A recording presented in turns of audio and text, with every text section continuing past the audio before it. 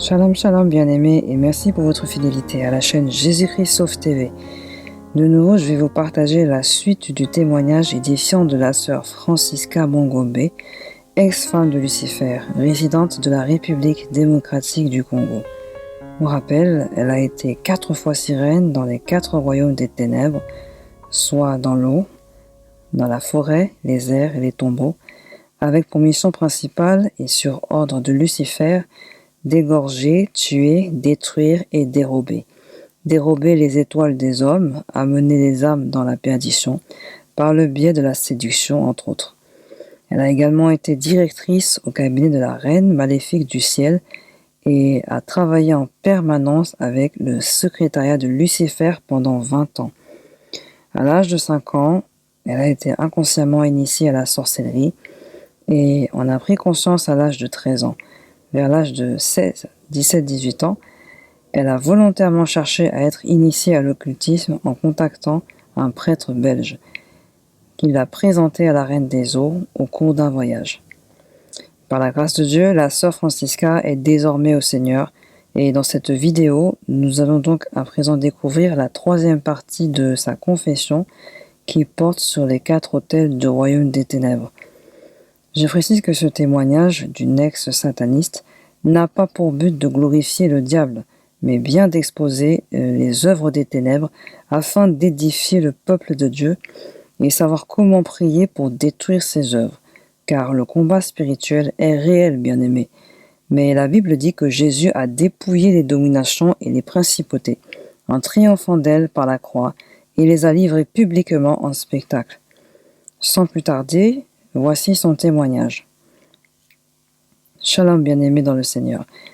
Et merci de suivre cette vidéo. Dans cette 3e partie de mon témoignage, je vais vous parler des 4 autels maléfiques.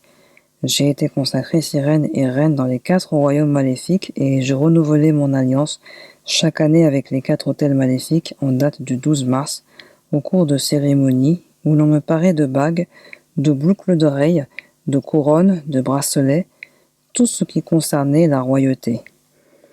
J'ai eu à exécuter diverses missions comme attaquer les serviteurs de Dieu, attaquer l'œuvre de Dieu, combattre l'Église, et je devais notamment séduire des hommes et amener leurs semences à Lucifer après avoir couché avec.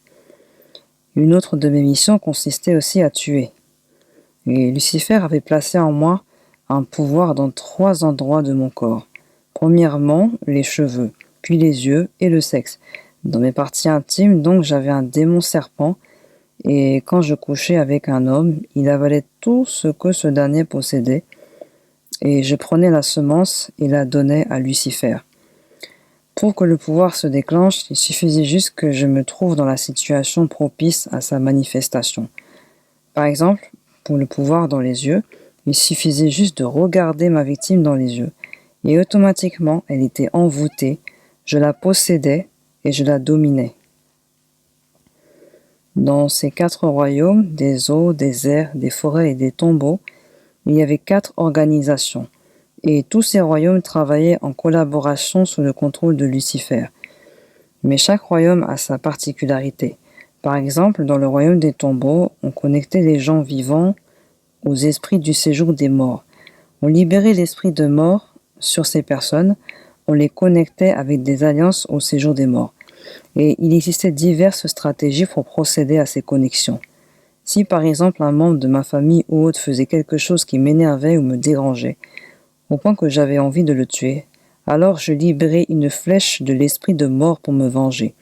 Et quand je libérais cette flèche, la personne mourait et son âme était automatiquement emmenée en captivité dans le séjour des morts. Donc, dans le royaume des tombeaux, chacun avait sa propre mission. Moi, j'avais pour mission d'amener les âmes en captivité dans le séjour des morts, mais il y avait aussi d'autres pratiquants, des magiciens, des féticheurs, mandatés pour se rendre au séjour des morts afin de récupérer les étoiles des défunts qui n'avaient pas accompli leur destinée. Ils connaissaient les procédés, les pratiques occultes à effectuer pour récupérer ces étoiles et les utiliser. Il y a également le cas des personnes qui se connectent d'elles-mêmes par ignorance, notamment lors d'un deuil, en achetant des fleurs pour la tombe. Si la personne ne prie pas juste avant, Par le simple fait d'acheter une gerbe de fleurs et de la déposer sur la tombe, elle se livre d'elle-même au séjour des morts. Autrement dit, elle se connecte au séjour des morts. Après le royaume des tombeaux, je vais vous parler du royaume du deuxième ciel, ou royaume de l'air, quartier général du mal, gouverné par la reine du ciel, selon le pouvoir que Lucifer a attribué à chacun.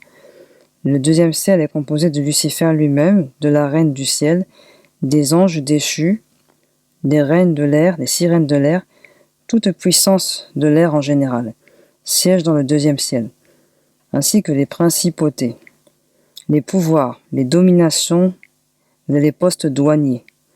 On y trouve même les conservateurs de lois établies qui ont étudié comment élaborer des alliances dans chaque famille, dans chaque clan, dans chaque tribu, dans chaque pays. Le royaume du ciel, du deuxième ciel, est très organisé. On y conserve les archives de toutes les alliances dans des bibliothèques maléfiques au cabinet de la reine du ciel. Comme je vous disais, c'est le quartier général du mal. Et souvent, tout malheur qui se manifeste sur terre provient du deuxième ciel. Cela aura été conçu au deuxième ciel où se tient le Conseil général du mal. Dans le deuxième ciel, on trouve des départements qui enseignent à des agents au service de Lucifer comment concevoir des alliances en vue de détruire le monde, de détruire le corps de Christ, de détruire l'être humain. Car les anges déchus ont existé avant la création, et ils savent comment Dieu a créé l'homme. Quelles sont les faiblesses de l'homme? Comment faire pour le faire tomber? Comment faire pour l'attaquer? Comment faire pour capturer l'âme d'un homme, capturer l'âme d'un ancêtre, pour attaquer toute sa descendance?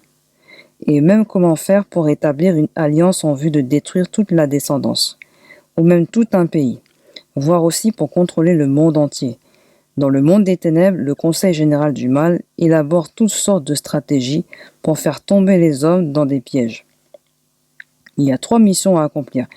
Elles consistent en dérober, égorger et détruire, comme on peut le lire en Jean 10, verset 10. Mais il y a plusieurs départements dans le monde des ténèbres en général, tout royaume confondu, de l'air, de l'eau, etc., en vue d'exécuter ces missions. Car il existe 1001 manières d'attaquer les êtres humains dans le but de dérober, égorger et détruire. Souvenez-vous que dans la Bible, Dieu a permis que Moïse réside chez Pharaon afin de découvrir comment celui-ci exerçait la magie, comment il invoquait ses dieux, et tout cela dans le but d'exposer Pharaon et le détruire. Toujours à propos du deuxième ciel, au royaume de l'air, sachez que les postes douaniers jouent un rôle majeur. Ils représentent la force du diable. Ces postes renferment le résumé de tout ce que le diable fait pour attaquer les êtres humains. Avant la naissance de tout homme, son étoile apparaît dans le monde spirituel.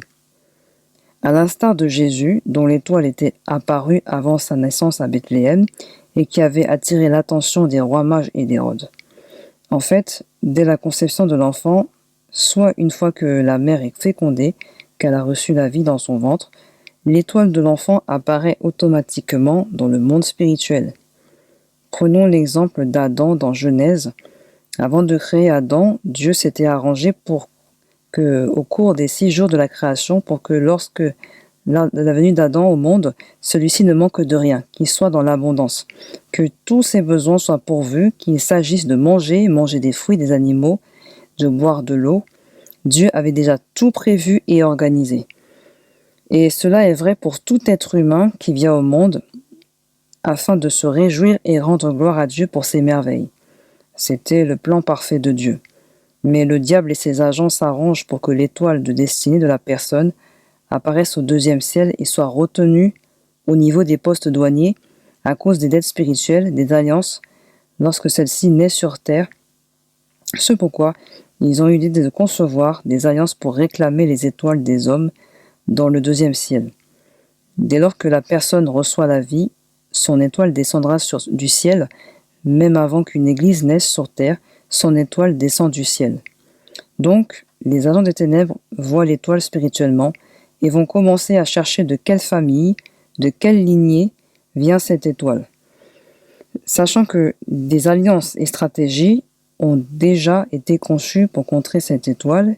Ils vont ensuite consulter les bibliothèques, les archives maléfiques du deuxième ciel pour voir quelles sont les réclamations sur la vie de l'enfant à naître.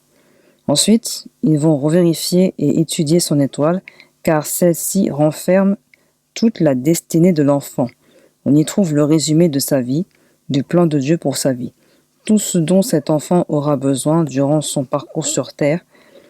Le mariage apparaît dans l'étoile, les études, la carrière. Tout est renfermé dans l'étoile, la mission à accomplir. Dès lors que l'étoile apparaît, les sorciers de la famille se réunissent et vont vérifier quelle sera la mission de l'enfant sur Terre. L'intensité de la lumière de son étoile, et si celle-ci brille plus fort que d'autres, ils s'arrangent alors pour connecter cette étoile aux alliances familiales au niveau des postes douaniers qui vont retenir l'étoile. Ensuite, ils s'arrangent pour connecter l'enfant aux alliances de la famille. Dès la naissance de l'enfant, des stratégies sont élaborées pour le connecter en passant par la maternité, par la sage-femme, par la parcelle des sorciers de la famille. L'enfant sera connecté aux alliances de sa famille pour qu'il ne puisse pas vivre son étoile selon le plan de Dieu. Donc, dès que l'enfant naît, son étoile descend et sera retenue au niveau des postes douaniers du deuxième ciel qui ont pour mission de détourner l'enfant du plan de Dieu pour sa vie et le faire entrer dans des agendas sataniques et dans les alliances maléfiques conçues pour sa vie. De sorte que lorsque l'enfant naît, il soit connecté à ces alliances et commence à vivre des plans que Dieu n'avait pas prévus pour lui, si personne ne prie pour empêcher cela. Car le diable va s'assurer que, concernant les alliances établies au cours des siècles passés dans la lignée familiale de l'enfant, celui-ci puisse être connecté à ces alliances ainsi que sa descendance, et qu'elle se perpétue de génération en génération. C'est à cause de ces alliances qu'au niveau des postes douaniers, les esprits méchants font des réclamations. Ce sont des principautés, des géants, qui réclament parce que cet enfant vient de telle lignée familiale qui a établi telle et telle loi. Sachant que concernant les lois et alliances établies dans cette famille, ce n'est même pas à cause des ancêtres, mais à cause des postes douaniers de Lucifer, de la reine du ciel, des anges déchus, qui savent comment pousser ces personnes à entrer dans ces alliances. Ils peuvent pousser des ancêtres à contracter ces alliances, soit parce que ceux-ci recherchent par exemple la richesse, ou peut-être étaient-ce des guerriers, mais dans tous les cas, ce n'est pas de leur propre volonté. C'est à cause du deuxième ciel.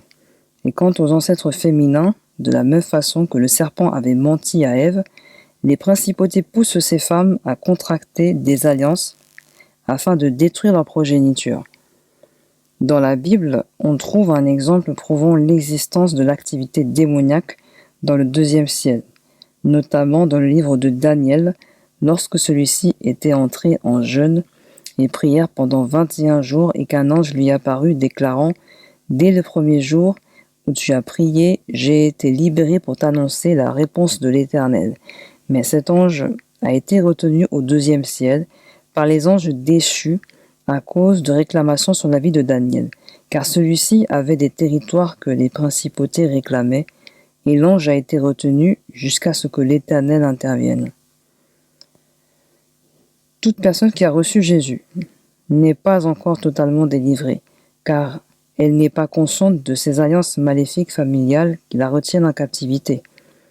Maintenant, la personne peut prendre conscience de l'existence des alliances avec les pouvoirs des 4 autels maléfiques, qu'elle a été vendue dans la sorcellerie, mais malgré qu'elle soit convertie, qu'elle prie, qu'elle jeûne, elle ignore comment se libérer totalement de ces alliances ancestrales, car elle n'en connaît pas la source, la racine, d'où viennent les répercussions sur sa famille, elle n'a pas d'informations précises. Alors elle va commencer à prier en désordre, car le diable veut que la personne reste dans l'ignorance. La personne est là, elle se croit déjà arrivée, alors qu'elle est retenue captive quelque part, car tel est le plan du diable, s'assurer qu'elle soit retenue. Si la personne arrive à se libérer des 4 autels maléfiques, alors le diable va élaborer des stratégies. Si la personne s'est libérée des alliances, l'ennemi va faire ce qu'on appelle des réclamations. Il va chercher un motif de réclamation. Il va pousser la personne à ouvrir des mauvaises portes pour la faire entrer à nouveau dans des alliances maléfiques. Donc, bien-aimés, recevoir Jésus-Christ est le premier pas à faire pour venir à Dieu, mais cela ne fait pas tout. Le combat continue, car la prochaine étape consiste à chercher sa délivrance, à la posséder, car le Seigneur a tout accompli à la croix en notre faveur. Il sera nécessaire donc de se libérer de la captivité du diable, des alliances contractées par la famille, des liens contractés par les ancêtres avec le monde des ténèbres, et cela se fait en prière, en ayant la connaissance de ce qu'il s'est fait précisément dans notre famille, pour bien formuler la prière et qu'elle soit ciblée et efficace. Car si l'on ignore l'histoire exacte de sa famille, on risque de prier en désordre et cela ne sera pas efficace. À présent, je vais vous parler du royaume des forêts, qui est composé de l'ensemble des esprits territoriaux. Il fait partie de ce qu'on appelle les puissances territoriales, car il existe plusieurs départements qui composent des puissances territoriales. Contrairement aux autres royaumes constitués d'êtres spirituels, les sirènes pour le royaume des eaux, Lucifer, les anges déchus et la reine du ciel pour le royaume des airs, et même la mort dans le séjour des morts, le royaume des forêts, lui, qui est inclus dans les puissances territoriales, est constitué d'êtres physiques, à savoir d'occultistes, de magiciens, de féticheurs, de sorciers. Ce sont les esprits territoriaux, car Lucifer lui-même, pour attaquer un homme, a besoin de l'aide d'un être physique, comme ce fut le cas lorsqu'il a utilisé Caïn pour tuer son frère Abel. Les puissances territoriales consistent en ce qu'on appelle des esprits destructeurs. En fait, un esprit qui a la capacité de détruire vient prendre possession de l'être humain en question, sorcier ou autre, dont le corps n'est qu'un simple instrument utilisé par Lucifer, dû à la possibilité qu'il a d'agir sur le plan physique pour atteindre un autre être humain comme Caïn avec Abel. Car le diable étant lui-même esprit, il n'a pas de corps physique, donc n'a pas la capacité de tuer directement un être physique. C'est pourquoi pour tuer un homme, il aura recours à son semblable, autrement dit, il doit passer par un canal humain. Et donc, lorsqu'un homme tue son semblable, en vérité, ce n'est pas directement à cet homme qu'il faut en vouloir, donc pas à la chair elle-même, mais à l'esprit de destruction qui est venu investir son corps physique. Donc, les occultistes, féticheurs et autres ne sont que des instruments utilisés, souvent inconsciemment par le diable, et en qui il a investi certains pouvoirs. Il prend possession de leur volonté et de leur corps pour nuire à leur prochain. C'est pour cela qu'en réalité, on ne devrait pas haïr un sorcier car lui aussi a la possibilité de venir au Seigneur, et la vraie source du mal ne vient pas de lui mais du monde des ténèbres. Il y a en tout 4 puissances, puissance de l'air, de l'eau, des tombeaux et puissance territoriale. Dans le monde des ténèbres, Lucifer offre la possibilité de monter en grade. Et donc, si un sorcier investi de l'esprit de destruction réussit à tuer son prochain, il lui sera donné la possibilité d'atteindre un grade supérieur. Quand un homme commence à servir Lucifer, la première chose qui va changer est son cœur. Il n'aura plus le cœur que Dieu lui a donné, mais le diable va lui donner un cœur mauvais, un cœur de destruction, disposé à la gloire de Lucifer, un cœur enclin à nuire à son prochain, à prendre plaisir au mal. Ces sorciers n'exercent pas leur propre volonté, bien-aimés. Ce sont ces puissances maléfiques placées en eux qui les influencent. Lorsque Lucifer investit un homme d'un certain pouvoir, c'est toujours pour une mission bien spécifique. En effet, il y a plusieurs niveaux. La sorcellerie, l'occultisme, et pour chacun de ces niveaux, il existe une alliance. Les sorciers, eux, occupent le dernier niveau, car la sorcellerie consiste en une alliance de descendance qui se transmet de génération en génération. Le pouvoir dont sont investis les sorciers s'appelle le pouvoir de contrôle. Il permet de contrôler toute une famille. Le sorcier dispose de la liste de tous les membres de la famille. Il aura accès aux archives qui concernent les diverses générations passées de la lignée familiale. Il lui sera donné d'apprendre comment opérer, avec quels instruments, quelles armes, comme les flèches et autres, comment s'en servir. Et il lui sera demandé de contracter une alliance pour contrôler toute la famille, de veiller à ce que toute la famille se soumette à cette alliance, de veiller à ce que, par exemple, personne ne se marie, que personne ne progresse, que personne ne voyage.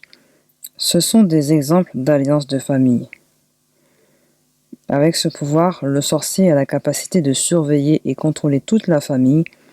Ainsi, si un des membres de famille réussissait à sortir de ces alliances, il le saura. Par exemple, si un membre de famille est en passe de se marier malgré l'alliance anti-mariage, il le saura et il va organiser des réunions à son sujet afin d'élaborer des stratégies pour attaquer ce mariage. Et dans d'autres cas, il s'agira de se réunir pour décider, par exemple, de comment attaquer les finances de telle ou telle personne, ou comment libérer une flèche d'accident, comment provoquer une mort subite. Donc, la préoccupation du dit sorcier est de veiller à ce qu'aucun membre de la famille ne sorte de ces alliances. C'est ainsi que travaille le monde des ténèbres. Lucifer investit chacun d'un pouvoir spécifique. Les sorciers ont leur propre pouvoir, les occultistes aussi. Chacun a un pouvoir spécifique, chacun son pacte, et chacun sa mission propre. Tout cela sous la gouvernance de Lucifer. Il y a aussi le grade des chefs coutumiers, qui reçoivent le pouvoir de contrôler tout un clan, une tribu, contrairement aux sorciers dont le pouvoir se limite au cercle familial. Il y a également les chefs de quartier, ils détiennent le pouvoir de contrôler tous les quartiers. On trouve aussi des chefs établis pour contrôler les agglomérations. C'est très hiérarchisé. À vous, sorciers, si vous écoutez ce message, sachez que ce n'est pas votre volonté que vous exercez, c'est Satan qui exerce sa volonté à travers vous. Vous n'êtes que des instruments qu'il utilise pour satisfaire ses désirs. À propos du royaume des eaux. Ce royaume est spécialisé dans la séduction. On y élabore des stratégies pour connecter les êtres humains aux eaux. Par exemple, dans un commerce spécialisé en cosmétiques. Si le patron est un occultiste, il est capable de s'arranger pour mettre la marque de la bête 666 dans ses produits. La conséquence est que les personnes qui auront acheté ces lotions, le fait simplement de les appliquer sur elles les connectera au royaume des eaux. Beaucoup de choses que nous voyons dans le monde physique proviennent du monde spirituel, soit du royaume des cieux, soit du royaume des ténèbres. Ainsi, il existe diverses manières de connecter quelqu'un au monde marin maléfique, par exemple par le biais des faux cheveux, des ongles, du maquillage, des parfums, des séries, des films pornographiques ou via tout ce qui concerne l'univers de la mode, entre autres. Aussi, concernant ces affaires achetées chez des commerçants occultistes et que les acheteurs portent sur eux, ce sont des articles qui à la base appartiennent eux-mêmes au monde marin, d'où l'effet produit chez ces personnes. Lorsqu'ils sont fabriqués, la marque 666 est automatiquement déposée sur ces articles. Les portées ouvrent une porte sur le royaume des eaux, la personne se retrouve connectée. Les chrétiens sont aussi concernés, bien-aimés. Ils se retrouvent envoûtés, puis connectés. Si on ne prie pas pour se déconnecter, et si on ne planche pas l'article dans le sang de Jésus, on se retrouve alors contrôlé par le biais de ces articles qui appartiennent au monde marin. Et la reine des eaux est tenue d'effectuer un compte-rendu à Lucifer chaque mois de juin, car c'est un mois d'évaluation, notamment sur le nombre de personnes qui se connectent au royaume des eaux via ces articles achetés dans les commerces, par exemple les perruques. La reine des eaux peut rapporter à Lucifer qu'elle en a fait produire 1 milliard, que tous ceux qui ont acheté ont été connectés, mais d'autres n'ont pas encore été connectés, n'ont pas encore acheté, et alors elle va chercher d'autres stratégies pour pousser les gens à acheter, via des publicités notamment pour attirer les clients, capter leur attention et les connecter. Et lorsqu'une personne se retrouve connectée aux esprits des eaux à cause de ces articles, son âme apparaît directement dans le monde des ténèbres. Et à partir de son âme, on va identifier la personne, étudier son étoile de destinée.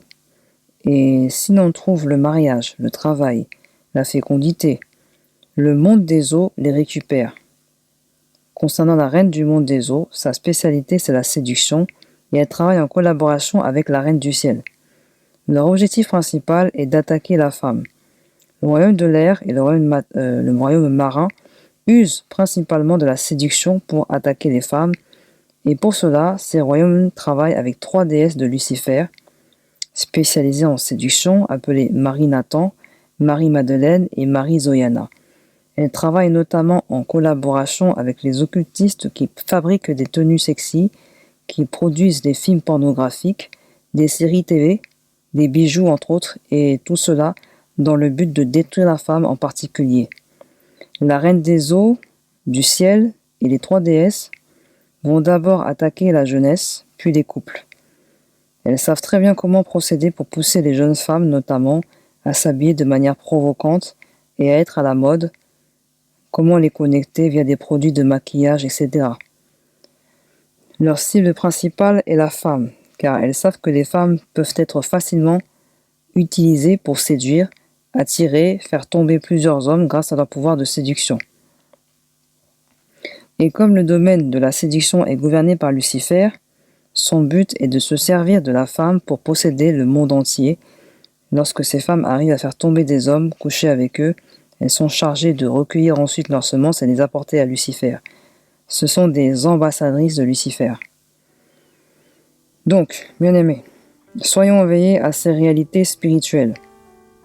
Car l'une des armes principales du diable, c'est l'ignorance. Et si nous ignorons les armes qu'il utilise contre nous, il nous sera difficile de les vaincre. Souvenez-vous, la parole de Dieu nous dit ceci dans Apocalypse, que l'agneau a été immolé devant Dieu et il a racheté pour Dieu. Il a été racheté pour Dieu. Non, il a racheté pour Dieu les hommes de toute tribu, de toute race, de toute nation. Et il a fait d'eux un royaume et des sacrificateurs. Il est digne de régner dans les cieux, sur la terre, sous la terre et dans les eaux.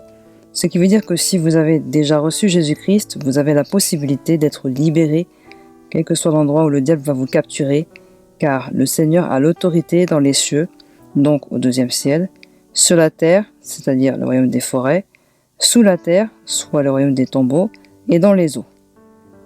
Ayant autorité sur ces 4 royaumes, il est capable de vous délivrer. Recevoir Jésus est le premier pas vers la délivrance, et pour poursuivre la délivrance, il faudra ensuite rechercher avec l'aide des proches et du Saint-Esprit ce que le diable a fait dans vos familles. Voilà, bien-aimés, j'espère que ce témoignage vous a béni et édifié. Merci de l'avoir suivi et de le partager. Je vous dis à bientôt pour une prochaine partie. Shalom à tous, soyez bénis.